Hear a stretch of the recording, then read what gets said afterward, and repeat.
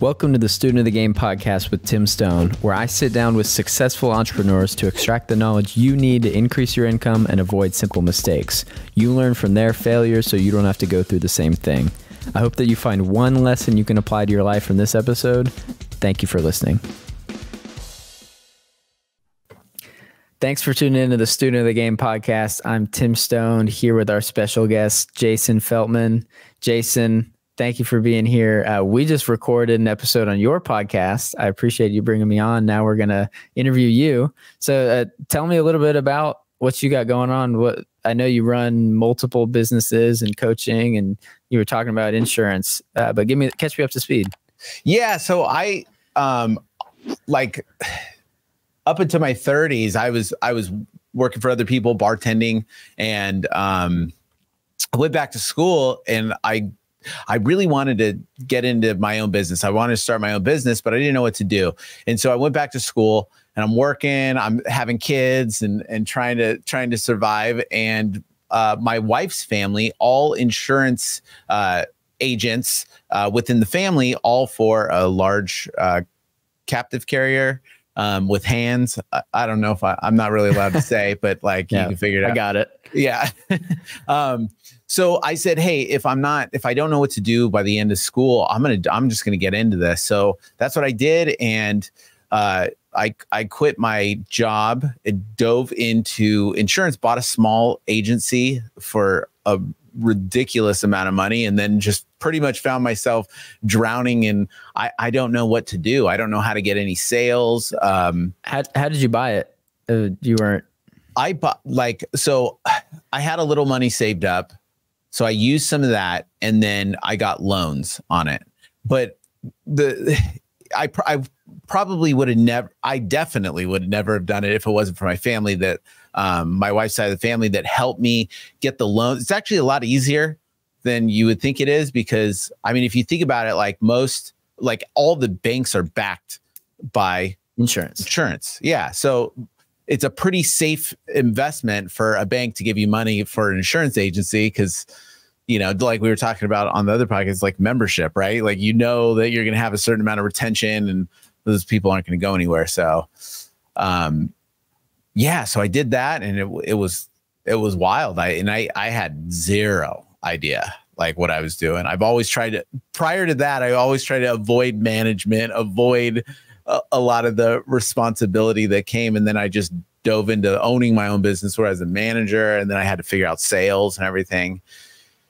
So that was rough for the first year. And I was just buried. Like I got into it because I started having a family, a couple kids, and I wanted to provide a better life for them. I loved how my wife's uncle was able to take his kids to softball or little league, be able to do everything with his family, like you see in books. So I was like, I got to do that, because I was bartending until the wee hours, and it was brutal.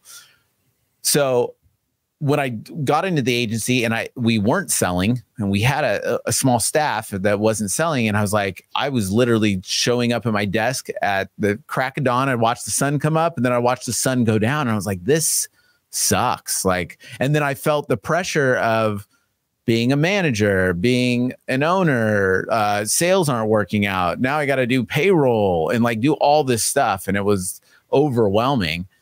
And then I just realized if I could figure out the sales piece, then at least I can figure out how to grow. And so I really just dove into that for the end of the year of that first year.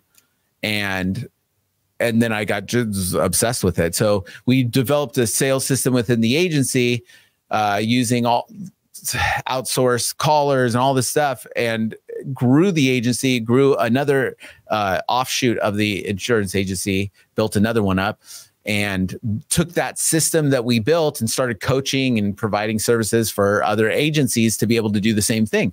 And we were able to get best in company and all this stuff, where it's like, dude, I'm not a great insurance agent, by any means. My team are great insurance agents, but not me. I'm not. What changed that made you guys produce so much?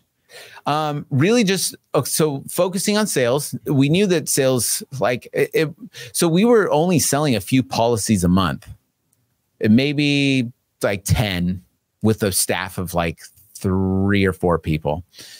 And I was just like, dude, this is not putting any dents into growing this agency. Like if we do this, we have to do hundreds a month if we want to go to get to where we want to go. So we started with one sales agent, kind of like I was telling you, where it's like I realized like I can only sell so much, but I can train other people to sell more. So we started with one sales agent and then started getting a couple more and just really focusing on sales and then getting in leads. And then it was like outsourcing people calling on the leads. And we built up a big old call center and then built up a huge sales team. And then it was just like, we were pumping it out for a while. And is that not typical in insurance for people to build out the team like that? Like why wasn't it just common information to build one that way? Yeah, I would say like 10% maybe of agents care, like really get into growth. A lot of them are they're like really good agents, right? Like a lot of older insurance agents are really good agents. They talk building relationships. Yes. They hand out business cards. Yes. Talk to people one-on-one. And I just had a fire under my butt. I think it was because of how much, like we bought the agency for $750,000 and I never bought anything like that before. So like having that pressure was like, I was like, dude, I'm never going to be able to get out of this. Like, so like we need to figure out massive sales. So yeah, I'd say like 10% of agents try to grow a lot. And then I would say maybe like 3% of agents go that route. Okay. Yeah. And then that worked phenomenally. And then you started coaching on it. Yeah, it worked good. We opened a separate agency. We grew from about 2 million in recurring revenue to 9, with the 7 being from those sales. It's funny too. I was just talking to somebody else. Everybody advertises like, oh, I was able to grow my agency to 30 million, but a lot of it's through acquisition. Like it's really hard to grow when you have, like we were talking about with the retention and everything else, all the fall off plus. So that one process was able to get us from 2 to 9 million. And so that was pretty cool. And then, yeah, we started coaching other agencies on how to do that. And then the coaching business, it, just from what I know, took off and does pretty well. Also, is that the main thing you do now? Coaching insurance or? Insurance. Yeah. So right now I've started a separate project, a marketing project, helping other entrepreneurs be able to do what I did with the last coaching business, which was, so we started that in 2020. The insurance one? Or the insurance coaching business, and is coaching and services to help them outsource with getting callers and helping them with leads and closing deals. So we started that in 2020, right before the pandemic. And then that happened. And then we had a small handful of clients, but they were all blowing up. And then when that happened, like people were around their phones more. So we grew that. The first 8 months, we were able to grow it with just me and my business partner. I think we did it with just us two for like 8 months, and we got over $1 million in sales. And then we hired a couple more people, and that one just hit over 8 figures in revenue since 2020. Wow. So yeah, that's cool. Now we've kind of stepped back from that. We have an awesome COO that took over. Really helped get that business steady. And we were kind of like in the fluctuation of selling a lot and losing a lot and like all over the place. I'm a very ADHD kind of dude. So all over the place, but he came in and just really organized that organization. So then I started helping other business owners just kind of create some of those systems online where you can dominate online. Yeah. And mostly online coaches. Coaches and consultants primarily. Consultants. Okay. Yeah. And what you just help them build the systems, leads, Help them build closing. Yep. Help them build the systems, leads, closing, help them with getting some help within their agency, helping them with the marketing and freeing up enough time margin within their agents or their agency within their business so that they can focus more on, you know, the bigger picture items, which was kind of like that moment with me and my agency where it was like, I'll never forget. It was like, there was this moment in time where it was like, I realized I can't talk to I have to stop talking to clients in order to grow because there's just not enough time in the day. And once I did that, that was like, taught me the lesson of like, oh, wait, like nothing's going to burn. Like you have a great staff, like other people can do things that, you know, sometimes they're better at it than you are, you know, like, and they can do those things where you can sit back, be a little bit more strategic and then grow from there. Yeah. So when you get to doing a couple million in revenue, the people is an important piece. Yes. I would say much earlier than that. If you want to, I would say like getting to, you know, a couple 100,000 you could do on your own, but you are definitely going to be the bottleneck if you're just solo, or even if you're not, like, it's just, and you always think that it's going to be harder with more people, but it's quite the opposite. It's much easier with more people. Yeah. Is that because you hire people to manage people, or why is that? Yeah, it's because once you have like a process, if you can create a system, so like when you hire someone, you have to figure out what they're going to do, create a system around it, create exactly what their tasks are. You'll know, I think when you first do it, you don't really have much of a system. You get them to try to do things, but like as you continue to do that, you build out a system for them to do. And then you start realizing, okay, if this many leads get brought in, if we have this much business, then they can handle this much. Okay. So like if I brought on another person, they could handle X amount as well. And then, okay, so now we could get more leads, more salespeople, blah, blah, blah, and really see that whole funnel. And you start understanding, like, you understand the math behind it a little bit more. And it can be a lot less emotional, in the sense where it's like, you're not hoping, wishing, guessing. You're more of like knowing, like, okay, each person can do a range of this to this. So, you'll be in this range. And so if I get that person, then I need this and so if I have these three things lined up, then I'll know at the end of the day, I get this much revenue. So are you a big numbers guy? Like just looking at all of it and the numbers and the percentages, or? I know it's an important piece, but you don't have to be that guy. I'm like a napkin tactics guy. So okay, yes, me too. in the sense where it's like, and I joke with my business partner with the insurance, because he says he's the numbers guy, and I'm like, dude, you don't like looking at the, we're not like spreadsheet people. Like, I'm not a spreadsheet type person, but I love it. I love seeing the spreadsheet. I don't like doing the spreadsheet. Exactly. So, the last real estate deal I did everything on the calculator on my phone, like nothing more than that. That's awesome. And it should, I think in certain aspects, it should be like that.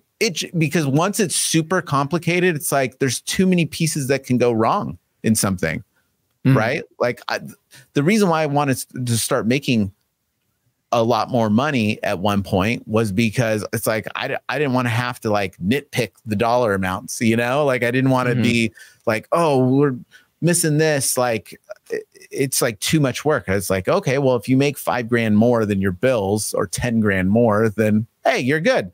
Exactly. Yeah. So just curious, I guess it was probably with the insurance business when you started it out and like not a whole lot going on. At what, like, how did you learn all that stuff first? And then when did it start to turn to a lot of money, and what changed for you? That's a great question. So when I first got in, we were told that we couldn't make any bonus or anything with the way the agency was set up. So it was just, my whole plan for the first year was meet every single person in the book of business, talk to them on the phone, and just kind of solidify the book of business. The previous agent, his wife died a year prior, and he was running the agency with her. She died a year prior, and then he was out of the agency. So they only had people in the agency that were like, you know, helping out here or there. So they didn't talk to him. And I just felt like the book of business wasn't that, it had a good retention, but it was only because they knew that his wife died. So as soon as he sold it, I figured like everybody's going to take this opportunity to run.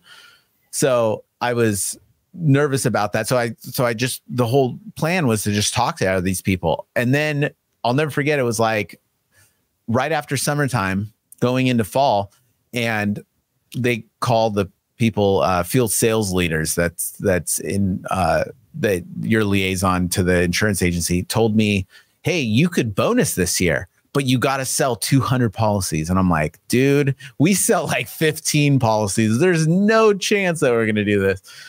So that's when I was like, okay, well, like I have to do this, because if I had that bonus money, it would get us over the threshold to be able to take that money and do something with it, because I was going to make $60,000 that year. Well, I mean, that's, I think, right around what I did. And I was making $100,000 bartending.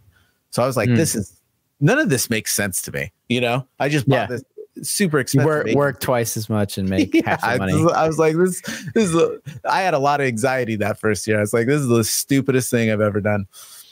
What do you mean bonus? Is like the captive insurance company pays a bonus? Yeah. So, and same with independent, they'll give you like a bonus based on like activity or sales or something, right? So you'll get like, let's say 10% you get of the renewals, but like they'll give you an extra 4% if you hit bonus of like all the renewals for the whole year. Something like that, like, or within a range of like 0% to 4%. So I had a chance to make like an extra like 60,000. So it was like basically double my income for 200 policies. I was like, yeah, I got to do that. So that's when we hired someone, and we just, both of us just banging the lines. This is what we called it, dude. Yeah. Were you buying leads, or where were you getting? Yeah, that's when we started buying leads. And we almost hit 200. We hit enough to bonus. We didn't max the bonus, but we hit enough to bonus, and we got the money. And then I was like, okay, selling 200 policies in 2.5 months.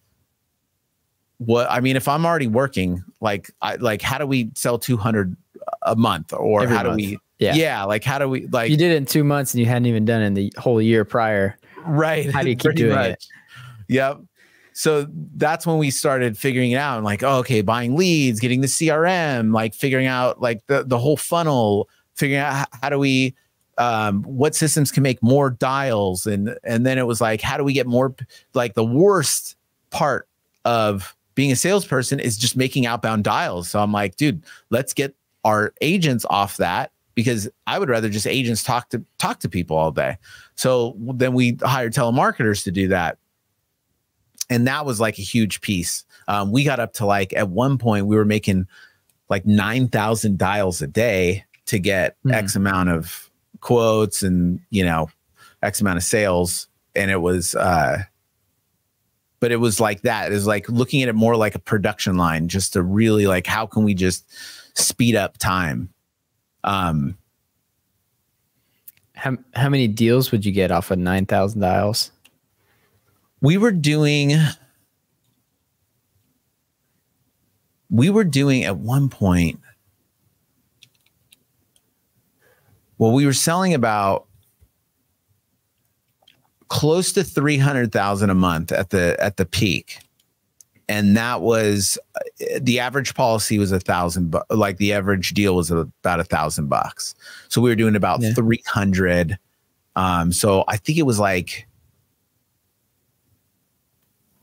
I want to say like 15, something like 10, that. 15 deals a day. Yeah. but it ranged. It was all over the place, you know, right. like one day you'll have a hot day, one day nothing. And you're like, yeah, we did the same thing we did yesterday. yeah, exactly. Exactly. So that was fun. Yeah. So with marketing and everything, did you go to Alex Hormozzi's book release the other day? I did. Well, what did you think of that? I thought it was awesome. I love that he used Russell's the stack. Yeah, the stack, the value stack. But to hammer in the point of how much value he gives for free. Like, it was so good. Yeah. I saw some people say, like, I love the fact that it was free because less people are going to do it. That just creates more opportunity.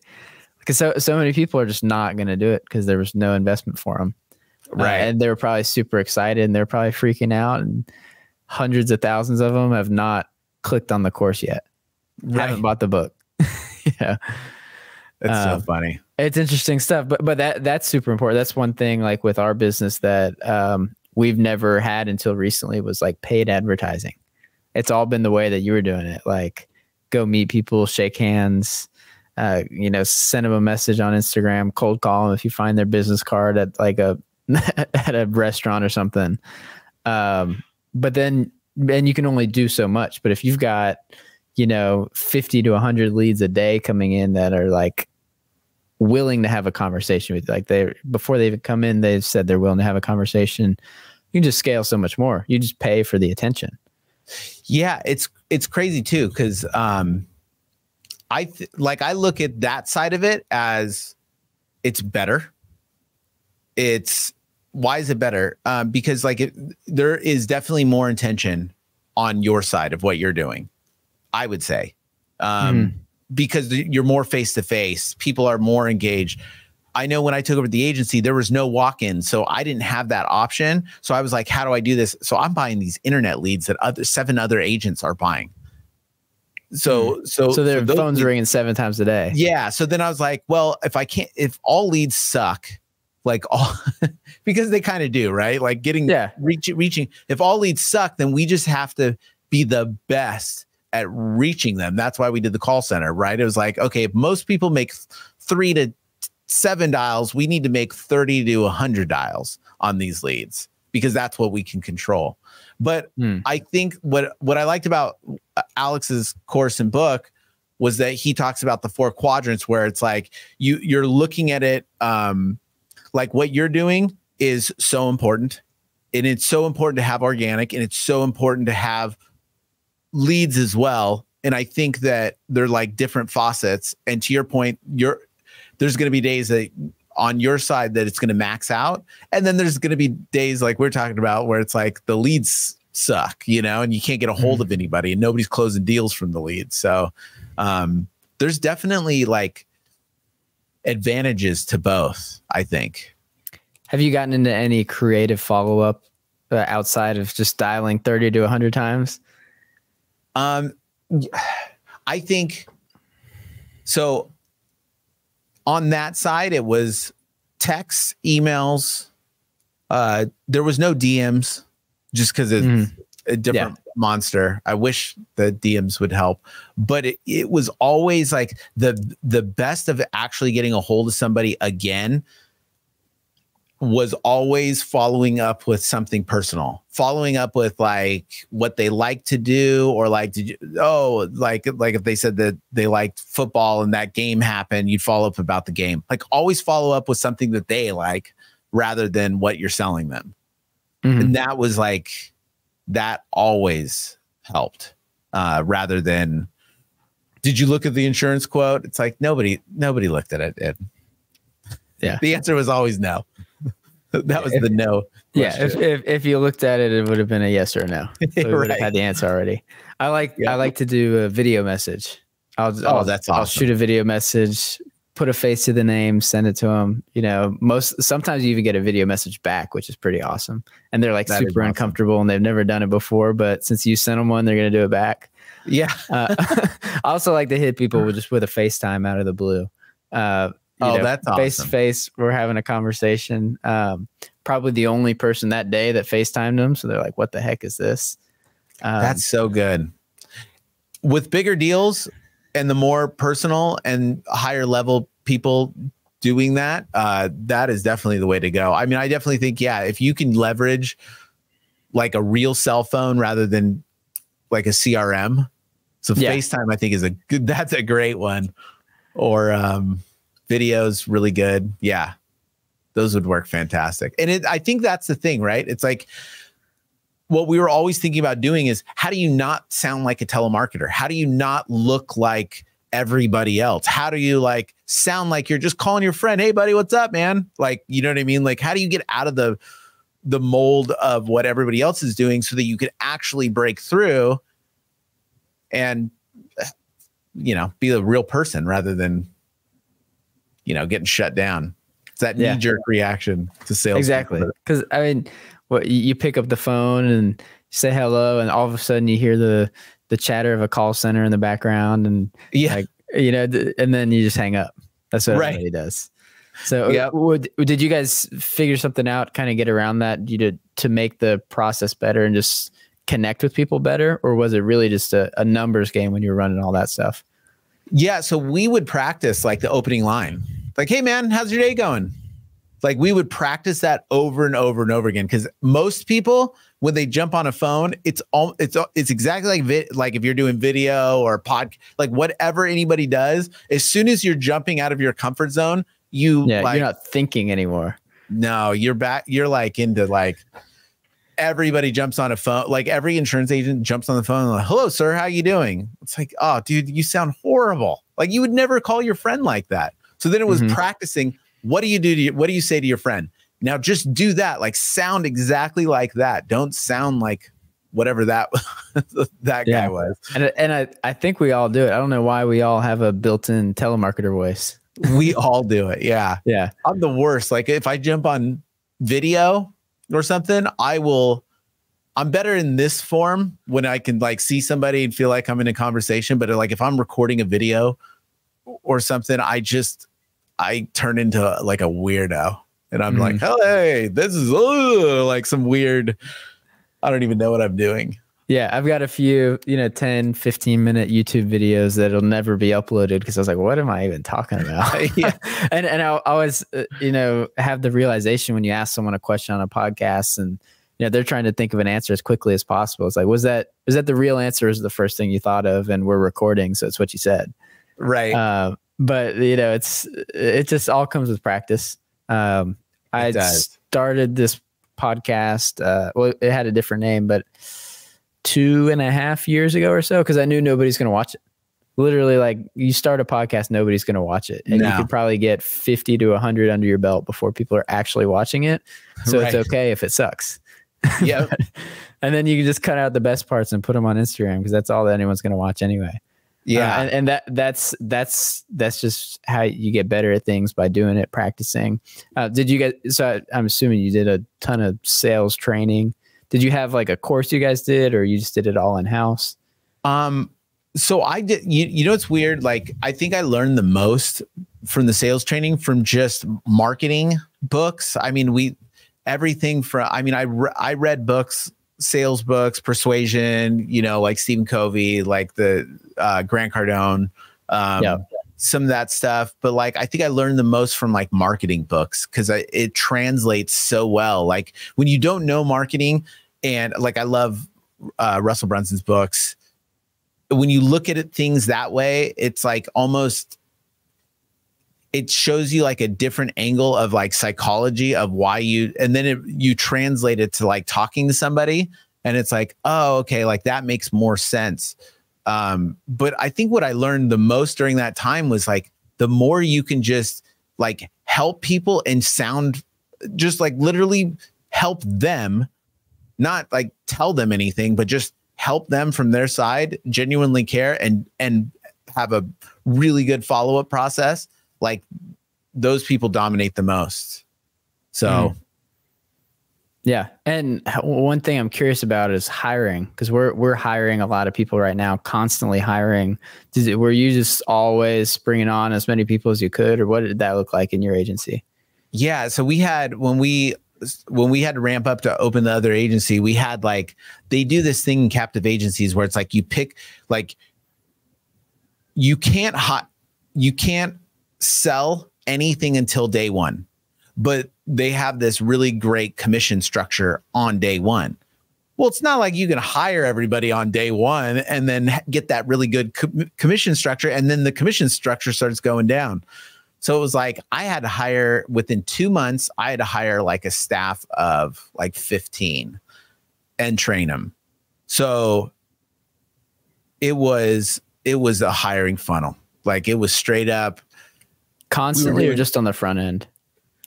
On the front, constantly for a while, because I needed that first year to be awesome. So, and there was a lot. I mean, we're spending almost 100,000 a month in leads, which, you know, I never spent anything prior to doing that. I was like, this is insane. But like, so I created a hiring funnel, and it was all based on group interviews. So it was, I did the exact same thing. I had callers and people on a bunch of leads, a bunch of outbounds, trying to get people into a funnel, basically to like a little bit of a sales letter of why, you know, every agency sucks and why nobody gets any results with them, and how I'm investing in them. And I, you know, our mission and everything. So hiring is sales too, or recruiting is. It is. Yeah. Even, yeah, like exactly. And so it was just getting as many people as I could on those group calls, which it's funny now looking back, it's like, it's basically a webinar, you know?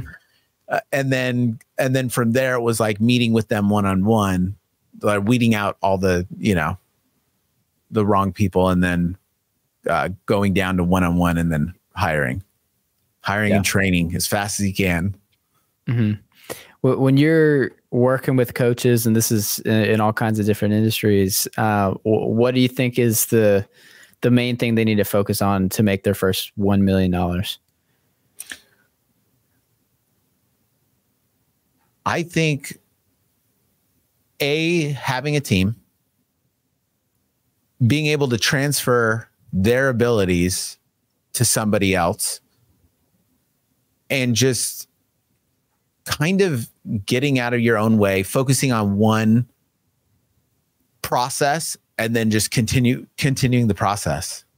I think that like the whole growth thing, and especially like looking back from like what we've done, it was the most boring part of it, which is just wash, rinse, repeat, you know, just like focusing on what actually is making a difference, and just doing that over and over again, and more leads, more sales, you know, more help in those areas, hiring somebody before you need them rather than when you need them, because when you need them is way too late.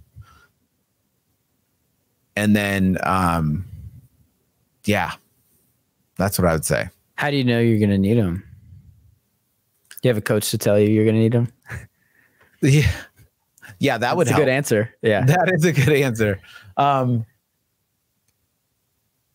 think we're conditioned to think that things have to be hard. So we tend to not want to hire somebody until things are hard. But if things are working, you just need to do it. So I would say as soon as something is working is when you should duplicate. You know, I realized early on, I wanted to make like everything like McDonald's. You know, you have to have that assembly line. And once you do that, you can put people in it. And like for every 2 people that you hire, one's going to work out. So it's like, you have to like look at things like that. So hire in 2s and, you know, like really, it's almost like you have to over index, and then let the, you know, part of it kind of fade away. Yeah, makes sense. I like before it gets hard, when it's working is when you hire. Yeah. And then so you can duplicate it. Yeah, 100%. So for someone that hasn't hired before, and you're afraid that you hire someone, they're not going to be as good as you, what do you have to do to get over that? Because that's someone who's never hired someone. Most of the time, just conversations I've had, that's their fear, is they're not going to be as good as me. I want everything to be perfect. can't trust them. I'm just going to keep doing what I'm doing because I'm the best, or whatever their thought is. Well, so what I told a lot of insurance agency owners before is like, if you're the best person in your agency for anything, you're screwed. Like, you want to be able to transfer that information to somebody else. And whoever you hire is not going to be good. They're not going to be as good as you, like, straight up, unless you want to spend the bucks to get somebody as good as you. But like, they're not going to be as good as you. But like, 2 people at 60% is 120% of you. You know what I mean? So it's like, that's what you're hiring for. You're hiring for somebody they're not going to be as good as you, but you can multiply them. We did an interview with Brad Lee one time, and he's all, how many hours do you have in your day? And I'm like, I don't know, 8, 10. Like, I didn't know what he's talking about. He's like, well, I got 800 because I have 100 employees. And so like, that's that thought process is it. Like, you want to get good at growing. Like, you're only going to have so many hours in the day, so you can be as great as you can ever be, and it will never ever trump having multiple people, because there's no ceiling to that. So then you have to be good at transferring your information to somebody else, and so you just got to start. Yeah, that's a big piece. Transferring what you're good at and helping someone else become good at it. Yeah. Because it's true. You only have so many hours. And I love the other thing Brad says is like, I've got 3 PhDs and a master's degree. They all work for me. Yeah. That's awesome. He's a funny dude. He's a funny guy. And yeah, that's good advice. And I think that's a thing that I need to learn. Is like, we're building a team. We're hiring a ton of people, trying to hire like 10 people a month, building a pretty big team. So I'm doing a lot of training, and that's what I'm going to focus. Like, that's how I'm going to make $1 million. I'm not going to sell enough tax services to make $1 million by myself. Never. Maybe it's possible, but it's not the way I want to live my life. It's not going to happen. Right. Yeah. And I would say like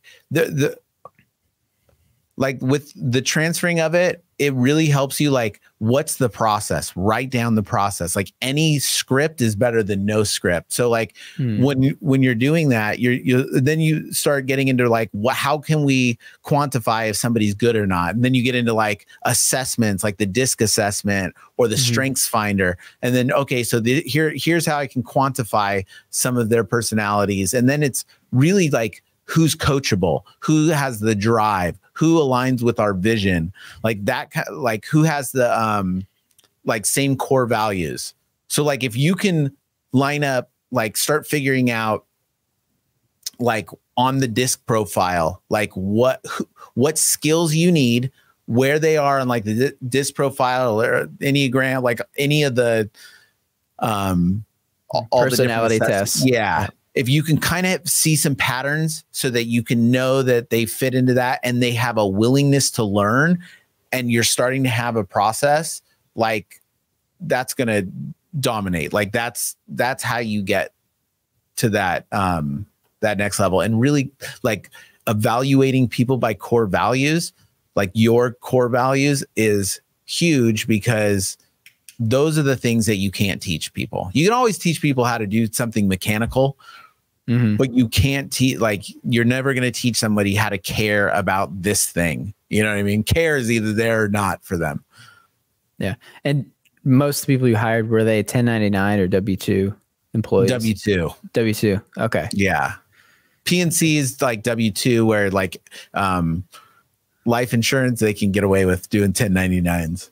Yeah. And it's completely different, because 1099, you can't really require them to do anything, because they don't really work for you. Right.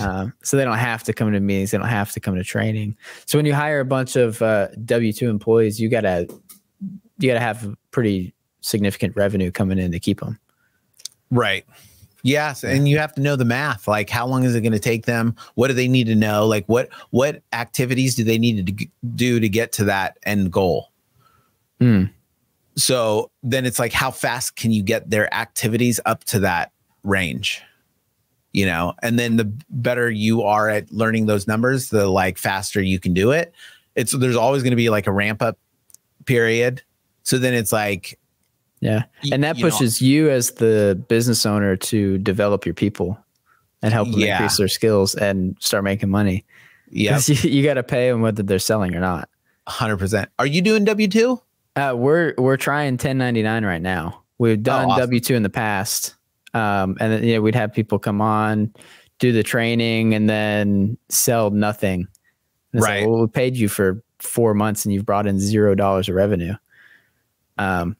Which is, I mean, I'll take blame on that. Is like, we didn't train them good enough. We didn't get them a sale. It's our fault. But we can't have it. So like, as of the last 2 months, we're trying 1099 right now.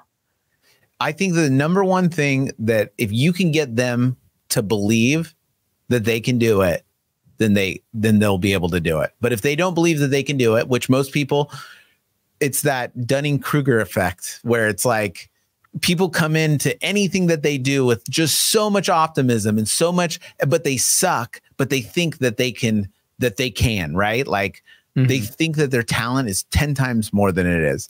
And they come in with all this enthusiasm. And then all of a sudden you hit this, like this reality. Where you're like, this sucks. This is going to take a lot of work. I can't do this. Maybe I should, like they start, second guessing, especially employees that came from another industry. It's like, maybe I should look for another job, like all that stuff. And then that detracts them from actually like putting more time into it. So you got to coach them through that and like really be like, dude, you're going to get this. All you have to do is this. So like what we told people that came into our agency is you're going to suck for 80 quotes. So get those 80 quotes under your belt, get on the phones, like quick. I want, like 5 to 8 quotes a day. Like, boom, like we need to get to 80 and don't worry about it. Like suck. You're going to suck and you just need to get to those 80 as fast as you can. Because we'd have people that would get scared to get on phones and stuff. And I'm like, dude, it'll take you 6 months. You'll be fired. Like there's no chance that. So, and I think, and it all comes down to belief. Like most of the people that crushed it came from other industries throughout the years of us doing that. And I realized like it really came down to belief. So it's you got to get them a win as fast as you can. And so like speed has everything to do with it.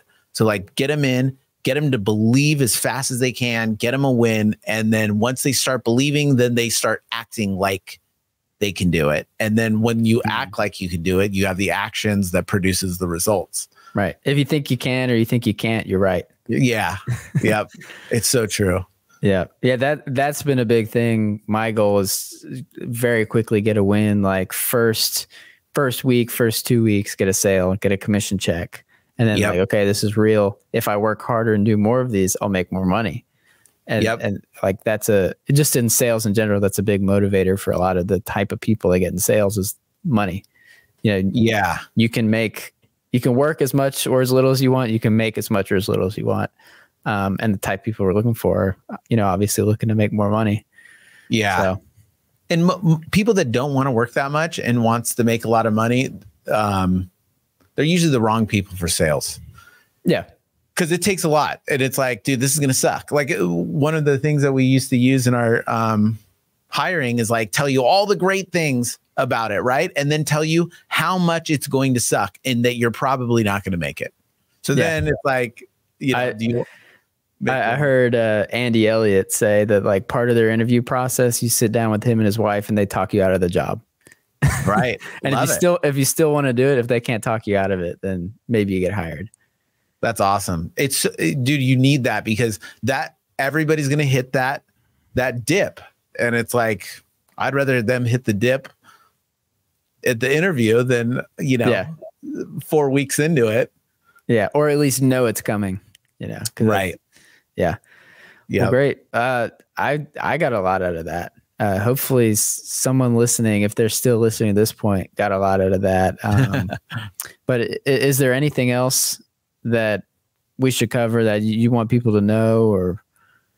Well, I love what you're doing with real estate. I think it's once people make money, they invest in real estate. And so I think it's cool that the 4 quadrants that you guys have, and it's spot on to, building wealth. And I think that, if anybody's listening that has business and wants to build, is just keep on keeping on, because all this stuff can be hard.